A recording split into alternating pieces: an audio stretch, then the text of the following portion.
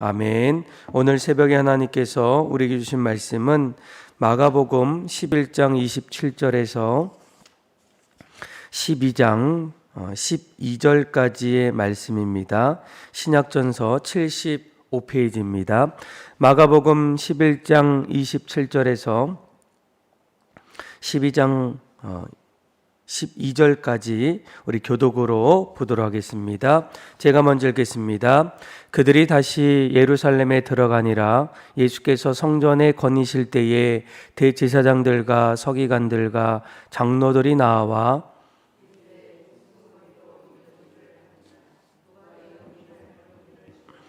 예수께서 이르시되 나도 한 말을 너희에게 물으리니 대답하라. 그리하면 나도 무슨 권위로 이런 일을 하는지 이르리라.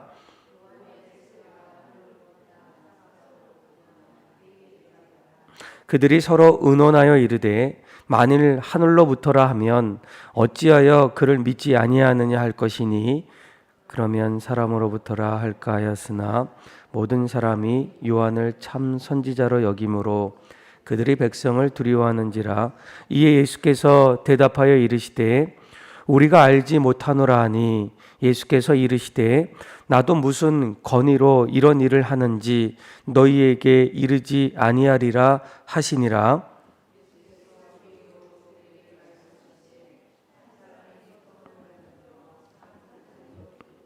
집자는 틀을 만들고 망대를 지어서 농부들에게 새로 주고 타국에 갔더니 때가 이름에 농부들에게 포도원 소출 얼마를 받으려고 한 종을 보내니 그들이 종을 잡아 심히 때리고 거저 보냈거늘 다시 다른 종을 보내니 그의 머리에 상처를 내고 능욕하였거늘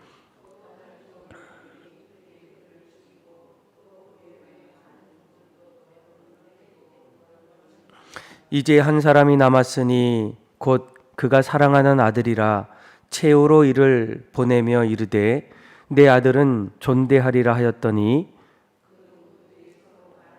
이는 상속자니 자 죽이자 그러면 그 유산이 우리 것이 되리라 하고 이에 잡아 죽여 포도원 밖에 내 던졌느니라.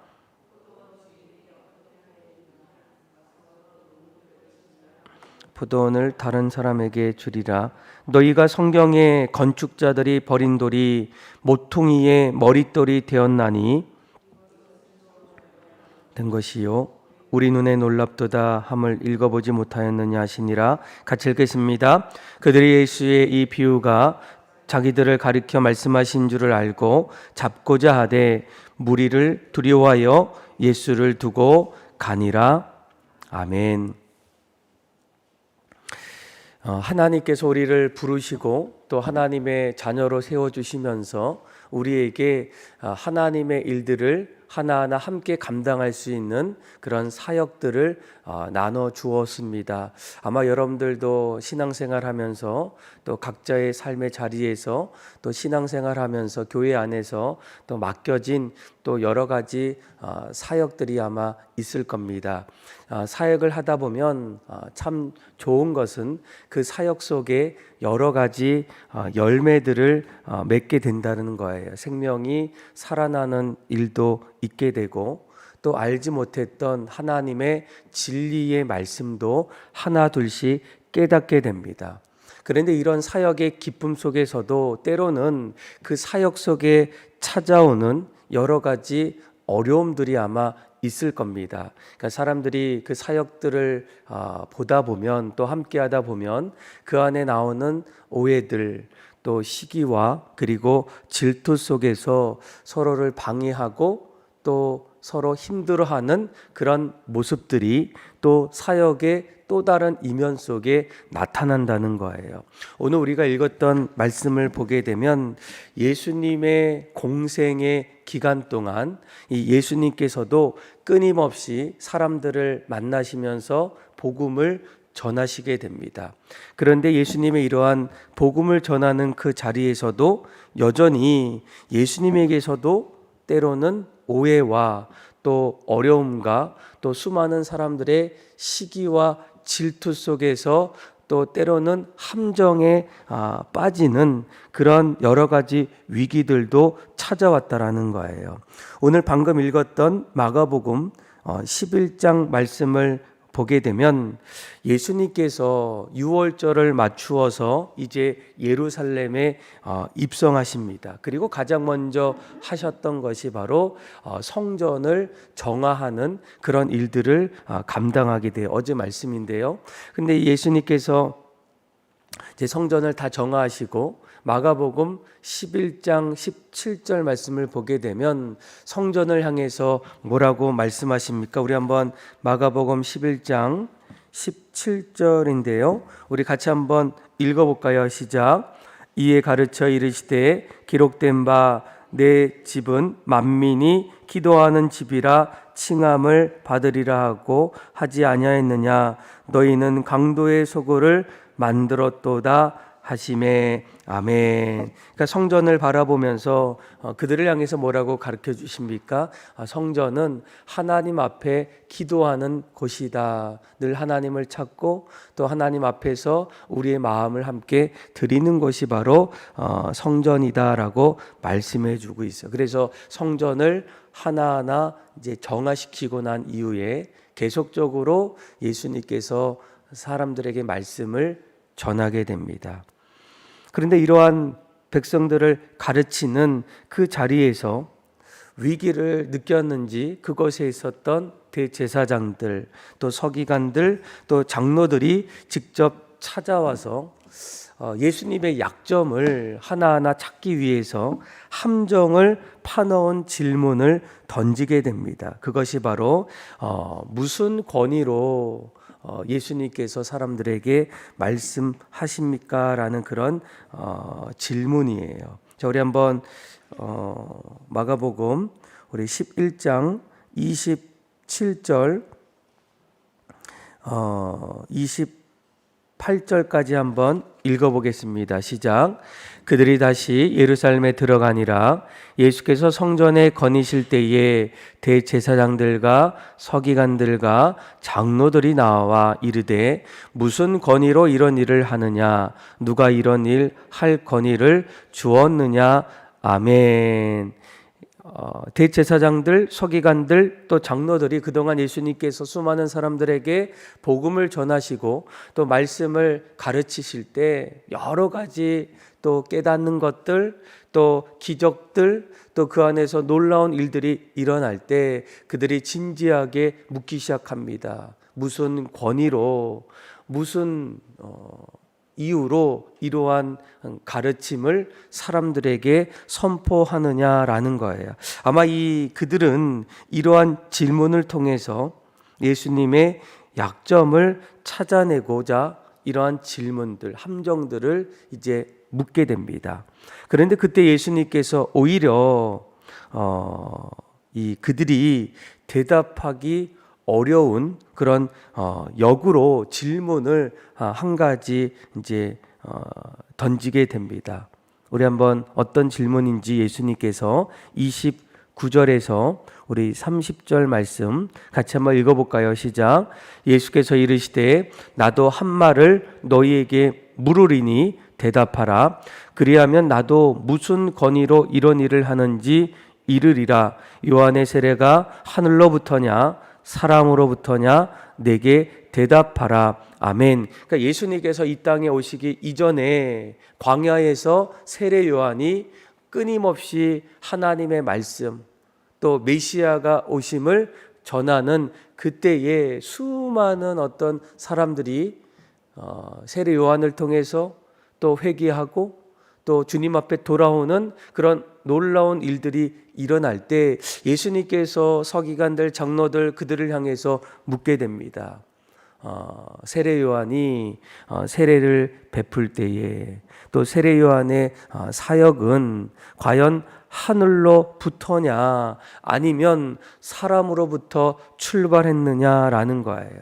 아마 이러한 질문 속에서 너희들이 이것을 대답하면 나도 너희들의 질문에 대답하겠다라고 역으로 묻게 됩니다.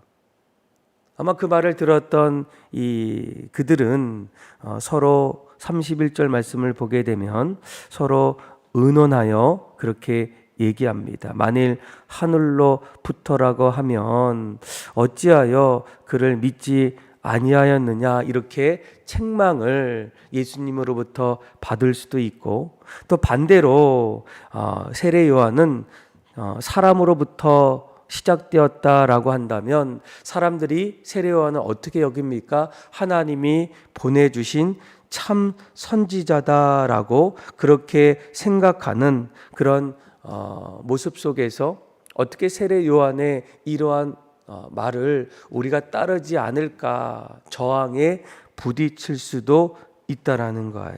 그러니까 그들은 이러지도 저러지도 대답하지 못하는 그런 자리에서 결국 예수님의 그런 던졌던 질문 앞에 당황하기 시작합니다.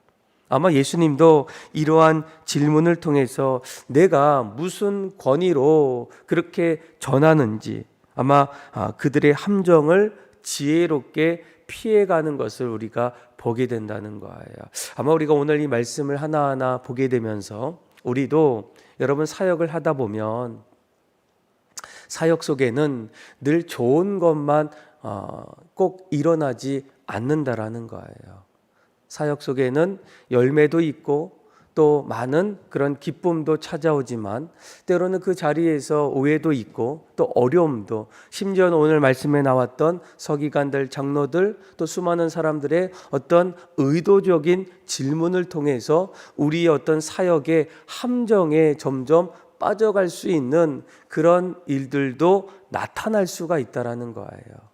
예수님조차도 그런 일들이 일어났다면 우리에게도 그런 일들이 일어나지 않겠습니까? 그럴 때 우리에게 중요한 것은 하나님 앞에 그 지혜를 좀 부어달라고 여러분들이 기도하셔야 돼요. 지혜가 없으면 나의 본능, 또 나의 그냥 나타나는 생각대로 행동하다 보면 또 우리도 큰 어려움에 사역을 통해서 찾아올 수도 있다라는 거예요. 가끔씩 성도들을 만나다 보면 이 성도들의 신앙의 자리에 또 슬럼프가 찾아올 때가 있어요. 어려움을 느낄 때가 있어요. 그런데 그 이야기를 들여다보면 사역 속에서 열심히 하다가 나타나는 그런 어려움으로 인해서 힘들어하는 신앙인들의 고백들을 들을 때가 있다라는 거예요. 장로님이든 권사님이든 목회자든 누구든 사역의 자리에서 예수님조차도 이러한 함정에 빠질 수 있는, 또 사역에 때로는 오해를 받을 수 있는 그런 일들이 일어난다면 우리들도 이러한 사실들을 늘 마음에 가지고 조심하고 또 그때마다 하나님이 우리에게 주시는 그 지혜를 가지고 하나하나 잘 극복해 나가셔야 한다라는 거예요. 그러면서 오늘 12장 마가복음 12장 1절부터 예수님께서 비유를 가지고 그들을 향해서 한 가지 이야기를 들려주십니다. 아마 12장 1절에서 12절까지 말씀은 소위 포도원 농부의 비유입니다. 아마 오늘 이 비유를 통해서 11장 이어서 12장에 보면 예수님께서 이 땅에 오셨던 이유가 무엇일까? 어쩌면 이 11장으로부터 계속적으로 이어져서 예수님은 어떠한 이유로 이러한 말씀을 전해 주실까라는 그 질문 속에서 이제 예수님이 내가 이 땅에 왔던 이유가 무엇인지를 이 비유를 통해서 우리에게 말씀해 주고 있다라는 거예요. 우리 한번 12장 1절에서 우리 한번 7절까지 8절까지 우리 같이 한번 어떤 이야기인지 같이 한번 다시 한번 확인해 보겠습니다. 읽겠습니다. 예수께서 비유로 그들에게 말씀하시되 한 사람이 포도원을 만들어 산 울타리로 두르고 즙자는 틀을 만들고 망대를 지어서 농부들에게 주고 타국에 갔더니 때가 이름에 농부들에게 포도원 소출 얼마를 받으려고 한 종을 보내니 그들이 종을 잡아 심히 때리고 거저 보내었거늘 다시 다른 종을 보내니 그의 머리에 상처를 내고 능욕하거늘 또 다른 종을 보내니 그들이 그를 죽이고 또 그 위에 많은 종들도 더러는 때리고 더러는 죽인지라. 이제 한 사람이 남았으니 곧 그가 사랑하는 아들이라 최후로 이를 보내며 이르되 내 아들은 존대하리라 하였더니 그 농부들이 서로 말하되 이는 상속자니 자 죽이자 그러면 그 유산이 우리의 것이 되리라 하고 이에 잡아 죽여 포도원 밖에 내던졌느니라. 아멘. 아마 이 이야기는 처음에는 너무나 아름다운 그런 이야기로부터 출발했지만 마지막 끝자락에서는 그 아름다운 이야기가 조금은 좀 씁쓸하고 안타까운 그런 결말로 끝나게 됩니다. 그러니까 한 사람, 그러니까 포도원을 만들었던 한 포도원 주인이 이제 포도원의 울타리를 하나하나 이렇게 만들고 이제 농부들을 불러서 그곳에서 이제 포도를 이제 경작하는 또 가꾸는 그런 일들을 맡겨주게 됩니다. 이 농부들은 그 일들을 부탁받았을 때 얼마나 좀 기쁘고 또 감사한 일이겠습니까?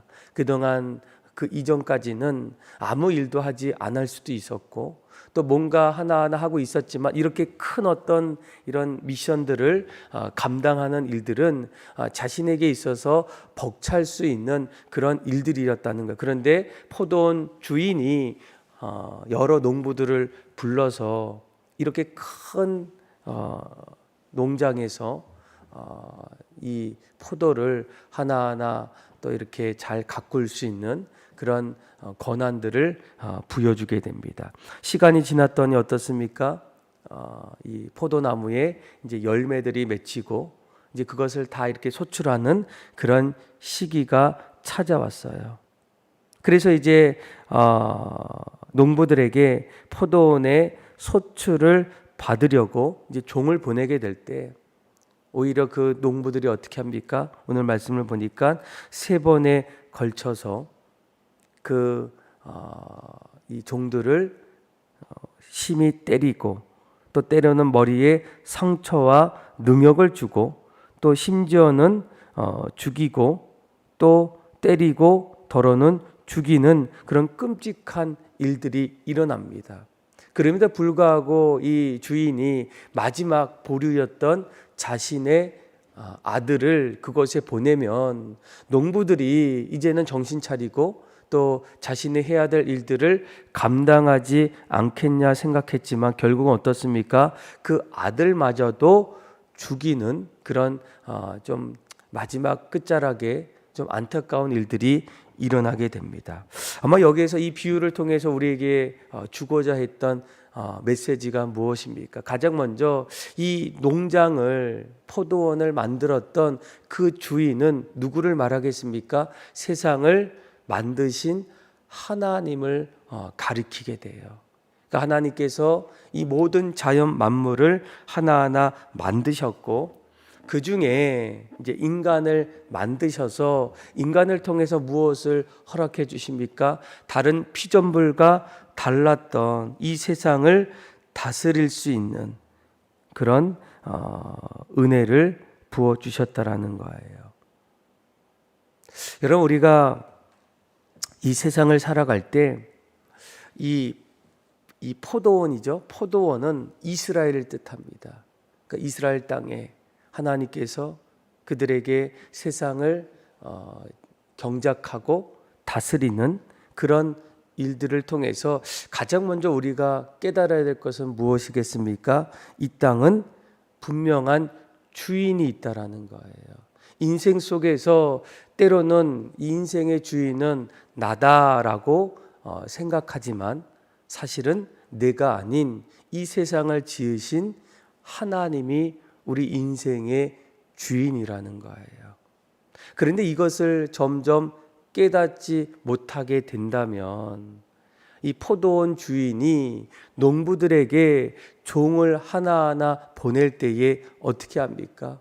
그들을 다시금 때려서 아니면 상처를 주어서 심지어는 죽임을 통해서 결국 그들을 다시 내보내게 됩니다. 내가 지금까지 열심히 살아왔고 내가 지금까지 그 일들을 감당했는데 이 모든 것이 다 내 것이 아니냐라고 여길 때가 있어요.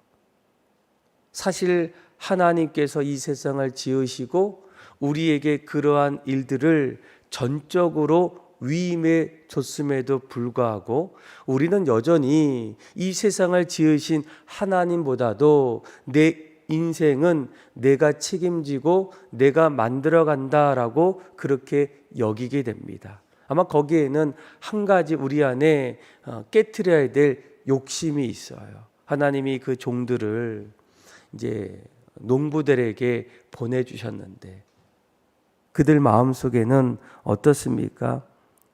이들을 하나하나 다시 내보내면 지금까지의 모든 것들이 다 내 것이다 라고 이렇게 생각하게 된다는 거예요. 여러분, 우리가 은혜를 점점 잃어버리면 결국 이러한 타락의 길로 갈 수밖에 없어요. 내가 누구인지, 내가 어떻게 살아가야 하는지, 우리 생명의 주관자가 누구인지를 우리가 하나하나 깨닫지 못하면 우리들도 마치 욕심 많은 농부들처럼 자기 뜻대로 그렇게 살아갈 수 있는 그런 끔찍한 일들이 우리에게 나타날 수밖에 없다라는 겁니다. 그래서 결국 이 농부들이 종들도 그리고 심지어는 이 주인의 아들까지도 죽이는 그런 일들이 나타나. 여기서 이 종들은 누구입니까? 하나님께서 끊임없이 그들을 사랑해 주셔서 그들이 돌이킬 수 있도록 보내주셨던 선지자 아니면 예언자 또 사사 이런 수많은 하나님이 보내주셨던 사람들이라는 거예요. 그리고 마지막 그의 아들은 누구를 말합니까? 예수 그리스도를 뜻하게 돼요. 그러니까 예수님을 보내주셨지만 결국 그들이 어떻게 합니까? 예수님마저도 죽이게 됩니다. 그런데 우리가 오늘 이 말씀의 끝은 거기에서 끝나지 않아요. 10절부터 12절까지 말씀을 보게 되면 그의 아들이 죽었을 때 이렇게 성경은 말합니다. 우리 한번 10절에서 우리 한번 12절 말씀 한번 같이 한번 읽어볼까요? 시작. 너희가 성경에 건축자들이 버린 돌이 모퉁이의 머릿돌이 되었나니 이것은 주로 말미암아 된 것이요 우리 눈에 놀랍도다 함을 읽어 보지도 못하였느니라 하시니라. 그들이 예수의 비유가 자기들을 가리켜 말씀하신 줄을 알고 잡고자 하되 무리를 두려워하여 예수를 두고 가니라. 아멘. 자, 9절 말씀을 먼저 보시면 결국 포도원 주인이 어떻게 하겠느냐? 와서 그 농부들을 진멸한다라는 거예요. 다 하나님께서 심판하신다라는 겁니다. 그들의 죄악들, 또 그들의 잘못들, 어리석음들을 하나님이 기억하셔서 그들을 심판하는 마지막 끝자락에 이러한 하나님의 심판이 임함을 우리가 기억해야 된다라. 그런데 그때에 우리가 한 가지 봐야 될 말씀은 무엇입니까? 10절에 보니까 이미 죽으셨던 그 예수님께서 건축자들이 버린 돌이 모퉁이의 머릿돌이 되었다라는 겁니다. 그렇게 버림받고 고난을 당했던 그 예수님의 생명이 거기에서 끝나지 않았다라는 거예요. 오히려 건축자들의 버린 돌이 무엇이 되었다고요? 모퉁이의 머릿돌이 되었다. 무슨 말이겠습니까? 그 버린 돌이 한 건물을 견고하게 세우는 모퉁이의 머릿돌이 된 것처럼 예수님의 이러한 죽으심이 결국은 우리 인간의 죄를 대신 짊어지고 담당하신 그 거룩한 일들로 바꿔주셨다라는 거예요. 그래서 우리가 다시금 용서받고 다시금 새로운 소망을 가질 수 있는 일들이 무엇이겠습니까? 바로 예수님께서 우리를 위해서 죽으시고 십자가에서 새로운 모퉁이의 머릿돌이 되어 주셨기 때문에 그 예수님을 통해서 우리가 다시금 새롭게 소망으로 일어설 수 있음을 우리에게 말씀해 주시고, 이것을 위해서 예수님께서 이 땅에 오셨음을 오늘 말씀을 통해서 우리에게 가르쳐 주셨다라는 거예요. 그러니까 여러분, 신앙생활 속에 가장 중요한 것은 우리 안에 모퉁이 되신 그 예수님을 내가 늘 마음에 품고 그분을 의지하며 그분으로 인해서 우리가 다시금 소망을 가지고 살아가느냐, 이것을 우리에게 반드시 가르쳐주고 있다는 거예요. 사랑하는 믿음의 성도 여러분, 우리도 어쩌면 장로들 또 서기관들 아니면 수많은 사람들처럼 또 예수님을 또 의심하고 또 예수님을 멀리하고 예수님을 어느 정도로만 여길 수 있는 그런 모습들이 있지만, 오늘 말씀은 예수님께서 왜 이 땅에 오셨는지, 어떤 일들을 감당하셨는지, 그 일을 통해서 우리가 다시금 용서받고 새 사람 됨을 우리에게 말씀해 주고 있다면, 우리를 다시 구원해 주시고 또 새롭게 해주셨던 그 예수님을 날마다 의지하고 또 바라봄을 통해서 우리가 이 땅에서 구원받는 성도로서 또 감사하는 그런 성도로서 그렇게 날마다 믿음으로 살아갈 수 있는 또 저와 여러분들의 삶이 다 되기를 주님의 이름으로 축원합니다. 기도하겠습니다.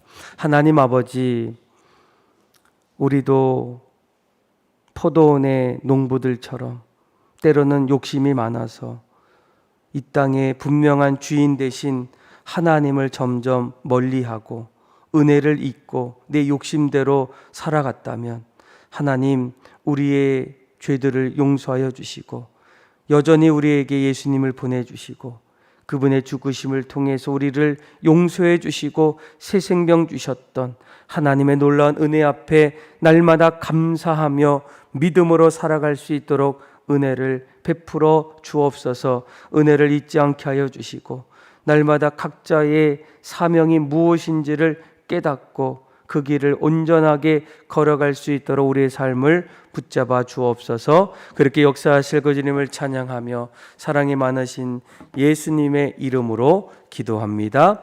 아멘. 찬송가 361장 우리 1절과 마지막 절